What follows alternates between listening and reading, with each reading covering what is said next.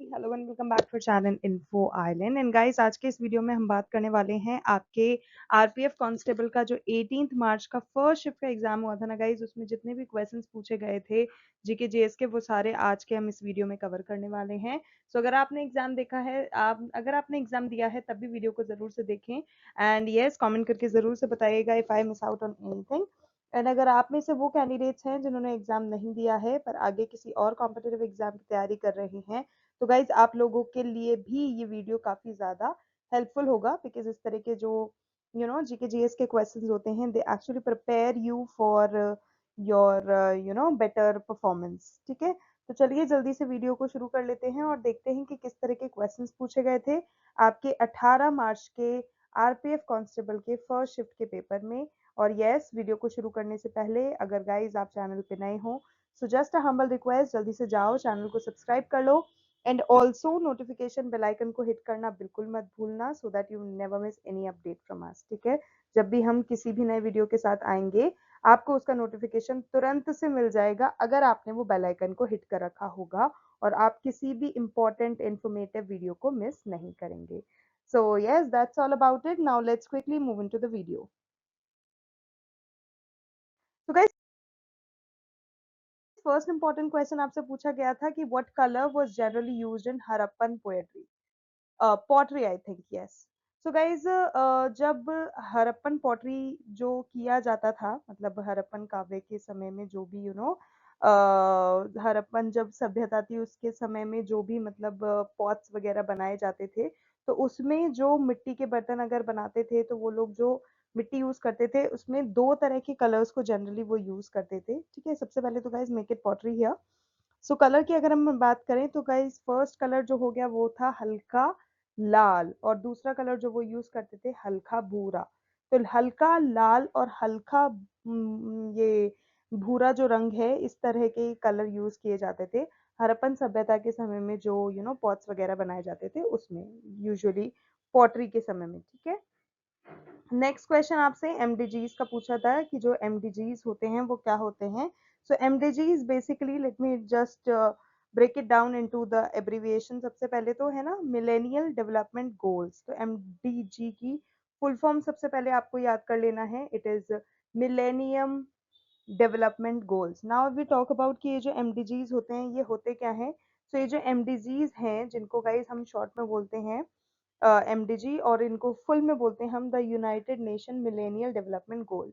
ये बेसिकली 8 गोल होते हैं जो कि यूएन के जो मेंबर स्टेट्स होते हैं वो अग्री करते हैं कि वो उस पर्टिकुलर ईयर में अचीव करेंगे। ठीक है, सो ये जो होते हैं ये कुछ ऐसे मिलेनियल डेवलपमेंट गोल्स कहलाते हैं। एंड यस, ये जो है ये कब से शुरू हुआ था? सो 2015 से शुरू हुआ था।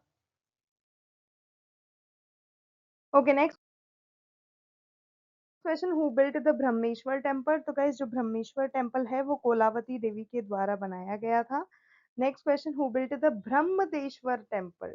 जो कि तमिलनाडु में, तो गाइस कंफ्यूज नहीं होना है, ब्रह्मेश्वर टेम्पल पूछा जाए तो कोलावती देवी, ब्रह्मदेश्वर टेम्पल जो कि तमिलनाडु में लोकेटेड है वो पूछा जाए तो राजा राजा चोल जो राजा थे प्रथम, राजा राजा चोल प्रथम के द्वारा वो मंदिर बनवाया गया था। ओके, अगला है बुद्धेश्वर टेम्पल के बारे में हम आपको बता देते हैं कि जो बुद्धेश्वर टेम्पल है वो किसके द्वारा निर्माण किया गया था उसका। सो राजा बख्शी उसका करेक्ट आंसर है जिसने बुद्धेश्वर टेम्पल का निर्माण किया था। एंड बात करें कि उसके लोकेशन की, तो गाइज वो मोहन रोड बुद्धेश्वर महादेव टेम्पल जो है वो मोहन रोड पर लोकेटेड है। और ये जो बुद्धेश्वर महादेव टेम्पल है ये हिंदुओं का बहुत पुराना मंदिर है। ठीक है, और काफी ज्यादा प्रचलित भी है, काफी ज्यादा नाम है इसका। और ये जो है ये महादेव जी का टेम्पल है, तो ये भी चीज आपको याद रख लेनी है। अगर आपसे पूछ लिया जाए कि भाई किस भगवान को समर्पित है ये टेम्पल, तो उसका फिर आंसर हो जाएगा महादेव जी। ठीक है, लॉर्ड शिवा।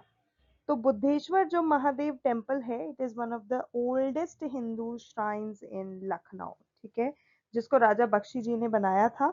और ये जो टेम्पल है ये सैक्रेड है लॉर्ड शिवा, जैसे कि अभी हमने बात करी। एंड ये जो टेम्पल है it remains flocked with oodles of devotees throughout the year. मतलब कभी भी आप जाके देखोगे वहां पर आपको साल भर बहुत ज्यादा भीड़ मिलने वाली है, because a lot of devotees comes across almost every year and throughout the year. Okay, next question. What percentage of growth did Axis Bank achieve in the last quarter of 2024?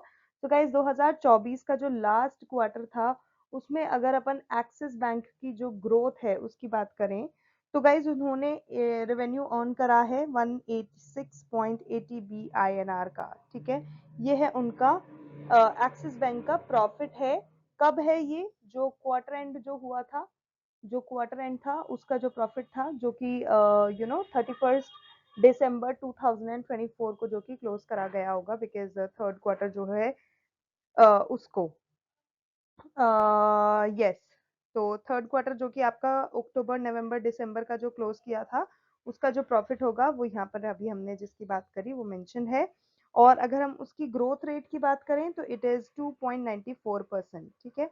तो जो ग्रोथ रेट रही है quarter fourth की axis bank की 2024 की वो 2.94% की रही है, ठीक है। इसके अलावा जो कंपनी के रेवेन्यू हैं, जो कि अगर अपन लास्ट 12 मंथ्स में देखें तो जो टोटल रेवेन्यू रहे हैं वो है 672.98 billion, up 8.11% year over year, ठीक है, वाई ओ वाई। और फिजिकल ईयर की अगर अपन बात करें जो कि मार्च 31 को क्लोज होता है, तो मार्च 34 2024 तक जो एक्सिस बैंक का ग्रोथ देखा गया था और जो एनुअल रेवेन्यू देखा गया था वो था 633.99 बी का। और परसेंटेज के बारे में अगर अपन बात करें तो वो रही थी 23.34% की ग्रोथ। ओके, नेक्स्ट क्वेश्चन आपसे पूछा गया था that which is the outer most mountain range of the Himalayas. तो गाइस जो हिमालयाज की आउटर मोस्ट रेंज है वो है शिवालिक हिल्स, तो Shivalik hills is the correct answer. और जो शिवालिक हिल्स है वो माउंटेन रेंज है जो कि आउटर हिमालयाज में बसती है। और वो कहाँ तक फैली हुई है अगर हम उसकी बात करें तो it is extended about 2400 kilometres from the Indus river. Okay, next question, how many strings are there in a tanpura. तो गाइस तानपुरा अगर आपने देखा हो एक तरह का इंडियन क्लासिकल म्यूजिकल इंस्ट्रूमेंट है जिसमें 4 स्ट्रिंग होती हैं, तो 4 is the correct answer. Okay, next question, what award is given to the best coaches in sport. तो गाइस ऐसे जो कोचेस होते हैं जो कि स्पोर्ट्स में बेस्ट जो होते हैं और अपना बेस्ट परफॉर्म करते हैं, ट्रेन करते हैं अपने प्लेयर्स को, उनको द्रोणाचार्य अवार्ड से सम्मानित किया जाता है।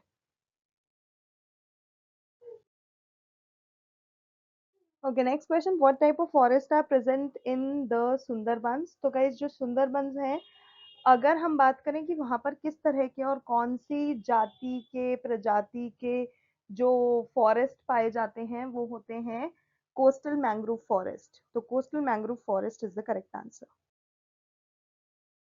गाइस नेक्स्ट क्वेश्चन पूछा गया था that the right to education has been added to the constitution of India in which year. So guys ये जो राइट टू एजुकेशन वाला जो फंडामेंटल राइट है ये हमारे 86th अमेंडमेंट एक्ट यानी कि 86 जो संवैधानिक संशोधन अधिनियम जो पारित किया गया था साल 2002 में, उसके तहत इसको ऐड करा था हमारे भारतीय संविधान में। और उसके हिसाब से 6 साल से लेके जो 14 साल तक के बच्चे होते हैं उन सब के लिए एजुकेशन इज अ मस्ट। और जो कि सभी पेरेंट्स को, सभी गार्जियन को, सबको ये इंश्योर करना है that they get the right education. तो ये जो चीज थी ये 2002 में लागू करी गई थी। So yes, 2002 is the correct answer. Okay, next question, which ruler built the Mahabaleshwar temple. तो महाबलेश्वर टेम्पल जो है ये किंग मयूर मयूर, हाँ, मयूरा शर्मा, किंग मयूरा शर्मा जो थे उनके द्वारा बिल्ड करा गया था। So guys king Mayura Sharma is the correct answer. और ये जो टेम्पल है ये काफी फेमस रूलर जो हैं, ये जो कादम्बा डायनेस्टी के, जिनका नाम अभी मैंने आपको बताया किंग मयूर शर्मा, तो ये जो है ये किस डायनेस्टी से बिलोंग करते थे, ये कादम्ब डायनेस्टी से बिलोंग करते थे। और ये 1500 साल पुरानी लॉर्ड शिव जी की जो इमेज है वो काफी ज्यादा मतलब वहां पर बहुत समय से उसका ध्यान रखा जा रहा है, बहुत समय से वहां पर उसको रखा गया हुआ है। एंड बहुत सुंदर तरीके से उसको बनाया गया है, which is beautifully carved into the temple walls. और yes, so that is about Mahabaleshwar temple. Next, say the powers of the union and the state have been delineated under this article. तो under किस article ये आपको बताना है? So article 246 is the correct answer, guys. जिसके under आपको the powers जो भी हैं union की, states की, वो उसमें mentioned करी गई हैं. So article 246 is the correct answer. Okay, next question, which list of the constitution includes the power of municipalities? So power of municipalities की अगर हम बात करें तो वो आपकी 12वीं जो स्केड्यूल है उसमें मेंशन है, जो 12th लिस्ट है, जो 12वीं सूची है उसमें वो मेंशन है। और इसमें हम कार्यों की अगर अपन बात करें तो जो 18 टोटल कार्य होते हैं उनके बारे में चीजें मेंशन है, जो कि पूरे देश में नगर पालिकाओं की जो शक्ति होती है, उनके जो अथॉरिटी है, जो भी उनके अधिकार हैं, जो भी उनकी रेस्पॉन्सिबिलिटीज हैं, उन सब चीजों से संबंधित हैं। So that is schedule 12।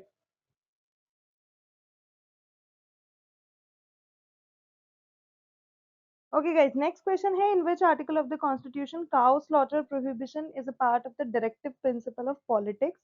So guys, वो है आर्टिकल 48 जिसमें ये चीज मेंशन है कि किसी भी तरह से चाहे गाय हो या बछड़ा हो, उनको मारना जो है वो एक तरह का जुल्म माना जाता है, जुर्म माना जाता है। तो वो जो है ये कौन सा आर्टिकल हमारा भारतीय संविधान का बताता है? तो article 48 is the correct answer. अब बात करें अगर हम आर्टिकल 48 की, तो guys article 48 A lays down the directive principle of for the protection और improvement of the environment.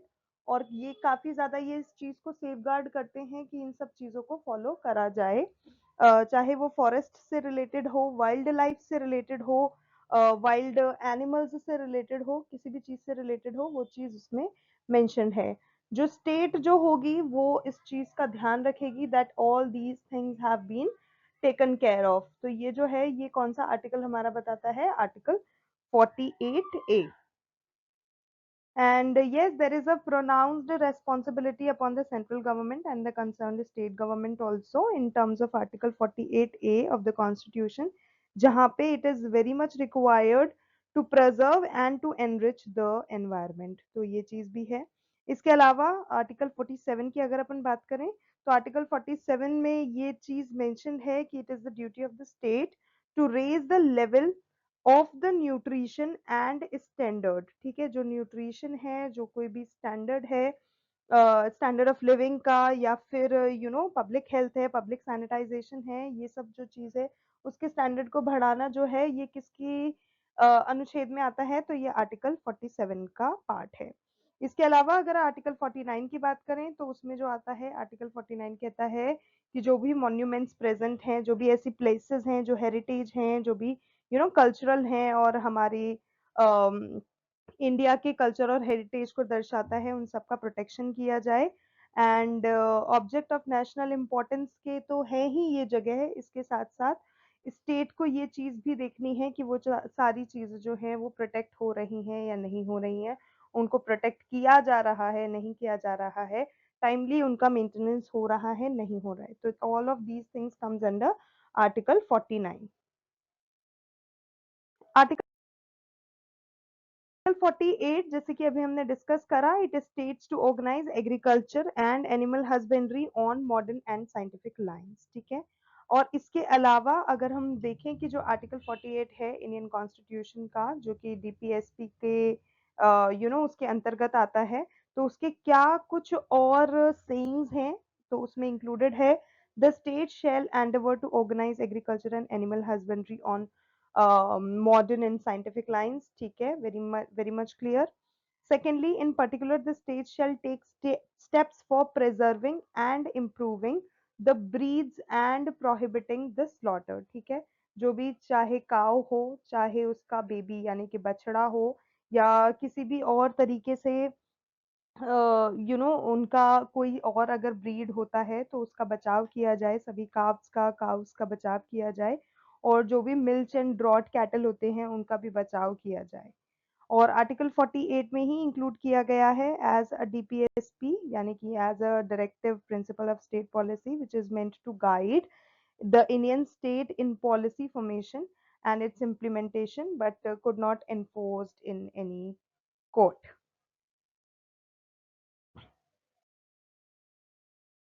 Okay, next question. Who was the Minister of State of Defense of India till 2024? तो guys जो संजय सेठ थे उनको minister of state in the ministry of defence बनाया गया था, और उन्होंने अपना पदभार संभाला था 11 जून 2024 से। तो Sanjay Seth is the correct answer.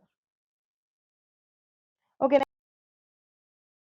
next question, which department has been allocated 2.33 lakh crore rupees in the central budget for 2025-26? तो गाइस अभी जो recent budget आया था 2025-26 का, उसमें ये चीज बताई गई है कि जो 2.33 लाख करोड़ रुपीस हैं, ये जो है इसका अलॉटमेंट जो किया गया है ये होम मिनिस्ट्री को किया गया है। ठीक है, गृह मंत्रालय को किया गया है। और अगर बात करें इस पूरे बजट में से जो अमाउंट है वो किस किस को गया गया है, तो गाइज जो मोस्टली इसका फंड है, मतलब मोस्टली जो भी ये 2.33 लाख करोड़ रुपीस है, इसका मोस्ट ऑफ द अमाउंट जो है it has been given to the central police, जो भी मिनिस्टर्स होते हैं, पुलिस मिनिस्टर्स हो गए, और जो भी इस केंद्र से संबंधित हैं उन सब लोगों में इसको फंड को मोस्टली फंड को डिस्ट्रीब्यूट किया गया है। Okay, next question. Recently, which shoes have been developed by the IIT to locate soldiers? तो guys, recently IIT इंदौर, सबसे पहले तो आपको ये जान लेना है कि IIT इंदौर में ये इनिशिएटिव लिया गया है। ठीक है, तो the institute of technology which is IIT Indore, उसने डेवलप करे हैं real time tracking shoes. So real time tracking shoes is the correct answer, जो कि इक्विप कराए गए हैं एम्बेडेड रेडियो फ्रीक्वेंसी आइडेंटिफिकेशन के साथ। एम्बेडेड रेडियो फ्रीक्वेंसी आइडेंटिफिकेशन क्या करेगी, वो रेडियो फ्रीक्वेंसी आइडेंटिफिकेशन जो शूज में डाली गई है उससे आप कभी भी किसी भी समय किसी भी सोल्जर को ट्रैक कर सकते हैं कि where and at what place that soldier is actually at। ठीक है, और ये जो है ये ग्लोबल पोजिशनिंग सिस्टम ट्रैकर्स के यूज करे गए हैं आर्म्ड फोर्सेस को टू फैसिलिटेट ट्रैकिंग। तो मेन मुद्दा तो यही हो गया कि ट्रैक कराई जाए of the location of military personnel. ठीक है, तो ये चीज भी आपको ध्यान में रखना है किस पर्टिकुलर चीज के लिए इसको बनाया गया है। तो in order to track the particular location where the military personnel will भी, तो उसको ट्रैक करने के लिए ये जो है रियल टाइम ट्रैकिंग शूज बनाए गए हैं। Okay, next question. When a dam is built in the path of a river, the energy of the river water is converted into what form? तो yes, उस समय में जो बहुत, क्योंकि फ्लो के साथ पानी आता है तो एनर्जी जो होती है वो प्रोड्यूस होती है। तो हम बात कर रहे हैं किस एनर्जी की यहाँ पे, तो जो एनर्जी प्रोड्यूस होती है गाइज उसको हम बोलते हैं मैकेनिकल एनर्जी या फिर काइनेटिक एनर्जी।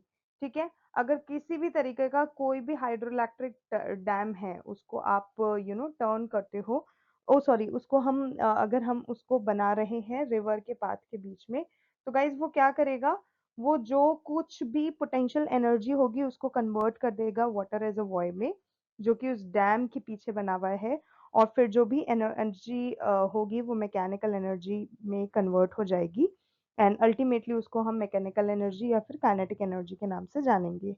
और जैसे जैसे पानी जो है वो नीचे आता जाएगा, जैसे जैसे पानी जो है रिवर से फ्लो होते होते डैम में आएगा, नीचे की साइड आएगा, तो उसकी जो काइनेटिक एनर्जी होगी वो ड्राइव करेगी और जो जनरेटर होगा it will turn the turbine mechanical energy into electricity, ठीक है।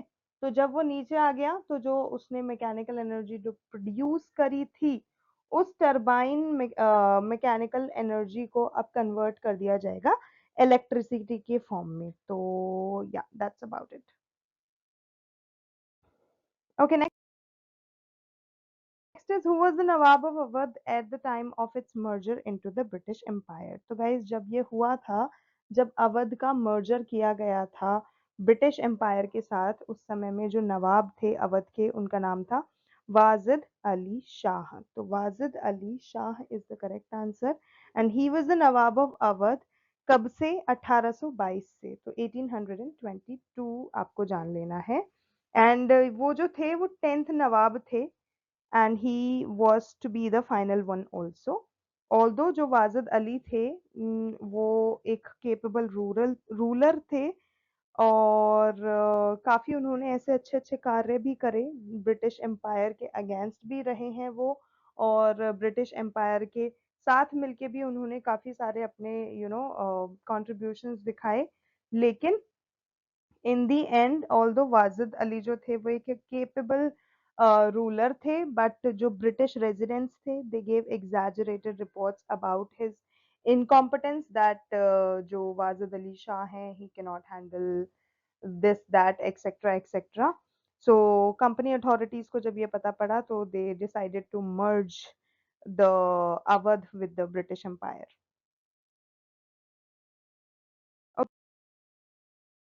Okay, next question, when did lord Dalhousie मर्ज अवध। अब बात करते हैं कि जो उस समय इंडियन के वाइसराय थे जब ये अवध का मर्जर हो रहा था, उन्होंने कब अवध को मर्ज किया। तो गाइज जो लॉर्ड डलहौजी थे he was the viceroy at the time of India and उन्होंने 1856 में अवध को मर्ज कर दिया था, ठीक है, ब्रिटिश एम्पायर के साथ। तो लॉर्ड डलहौजी ने जो अपनी सेवा के दौरान व्यापक नीति के सिद्धांत के तहत 8 रियासतें ऐसी थी जिनका विलय कर दिया था। तो not only Awadh but apart from Awadh there were 7 other आप कह सकते हो प्लेसेस या फिर 7 other name of the state I should say, या फिर name of the places only let it be, जिसको उन्होंने मर्ज कर दिया था। Now let me just tell you what were those 8 places जो कि उन्होंने लॉर्ड डलहौजी ने मर्ज करी थी।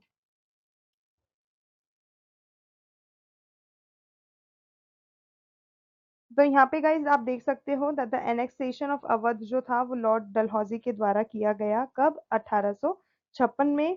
और जो लॉर्ड डलहौजी थे he was then the governor general of India और उन्होंने एज अ गवर्नर जनरल अपना कार्यभार संभाला था 1848 में। और 1856 में जब उन्होंने अवध का मर्जर किया था तब भी वो वाइसराय थे, तब तक उन्होंने लास्ट सर्व करा था in the year 18। So 1856 was the last year of his tenure when he served as a governor general of India। अब बात करें कि अवध के साथ साथ बाकी किन जगहों का विलय किया गया लॉर्ड डलहौजी के द्वारा। तो गाइज उन्होंने सतारा का विलय किया, दैट हैपेंड इन 1848, ठीक है। संबलपुर का करा 49 में, जैतपुर का करा 49 में, भगत का किया 1850 में, उदयपुर का करा 1852 में, 1852 में विलय किया गया, ठीक है, उदयपुर का। नागपुर का किया 1854 में, झांसी का हुआ 1853 में, और इन दी एंड 8th जो जगह थी अवध जिसका विलय किया गया था 1856 में। तो ये अवध के साथ साथ गाइस बाकी भी इंपॉर्टेंट है, आपको याद रखना है बिकॉज यू नेवर नो, आपसे अगर नेक्स्ट मान लो उदयपुर का पूछ लिया जाए तो you should know the correct answer. Okay, next question, who was Ashoka's son and grandson. तो गाइज अशोक के अगर हम ग्रैंडसन की बात करें तो वो है साम्रपति, सांप्रति, ठीक है। ये जो थे ये 5th एम्परर थे मौर्यन एम्पायर के, ठीक है, मौर्यन एम्पायर के 5th एम्परर थे। 5th क्यों थे? Because he was the grandson of 3rd Mauryan emperor, ठीक है। जो पहले 2 आ चुके थे, उसके बाद जो तीसरा मौर्यन एम्परर आया था, ठीक है, फिर उसका बेटा आया, फिर बेटे के बाद जो उसका ग्रैंडसन था जिसका नाम है सांप्राती, उसने जगह ली।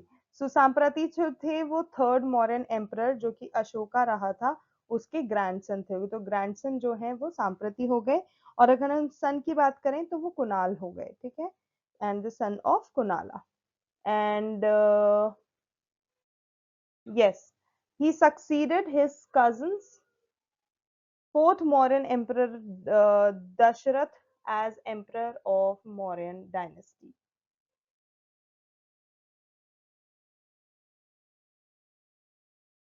अब इसमें अगर हम बात करें कि सम्राट अशोक जो हैं उनके अगर हम पुत्रों की बात करें तो गाइज उनके जो पुत्र हैं, 3 पुत्र थे, ठीक है। तो पुत्रों की अगर हम बात करें तो उनके नाम कुछ इस प्रकार हैं, जिसमें महेंद्र, कुणाल और तीवल, ये 3 उनके पुत्रों के नाम हैं। और इसके अलावा अगर पुत्रियों के नाम की बात करें तो उनके 3 पुत्र और 2 पुत्र यानी 2 पुत्रियां, यानी कि टोटल 5 बच्चे थे।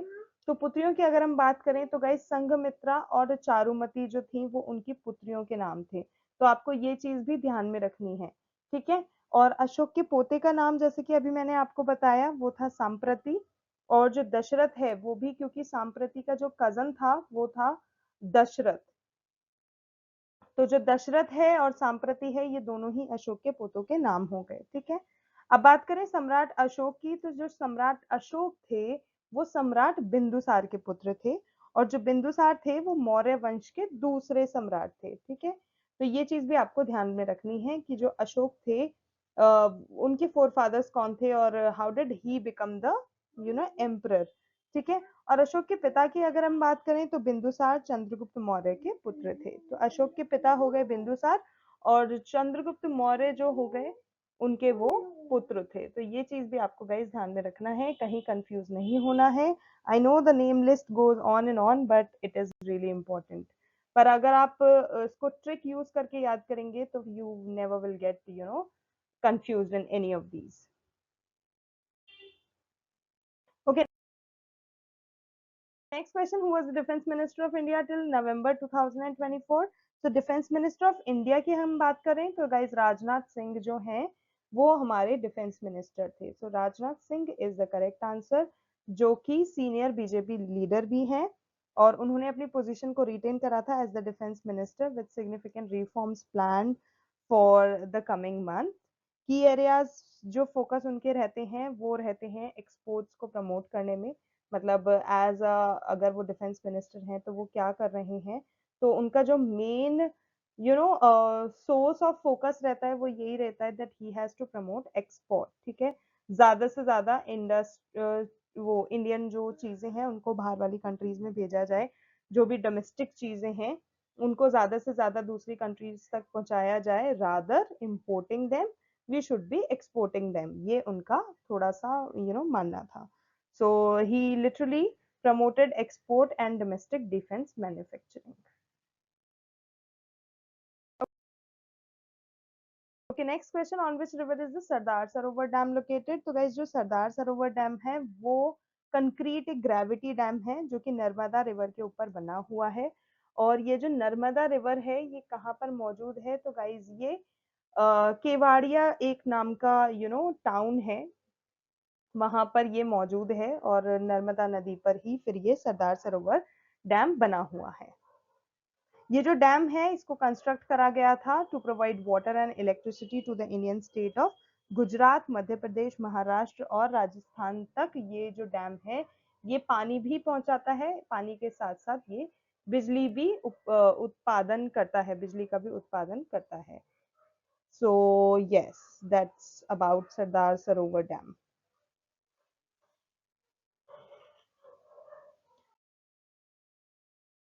So yes guys, that's it, those were the very important GK GS questions जो कि आपके 18 मार्च के आरपीएफ कांस्टेबल का जो पेपर हुआ था फर्स्ट शिफ्ट का उसमें पूछे गए थे।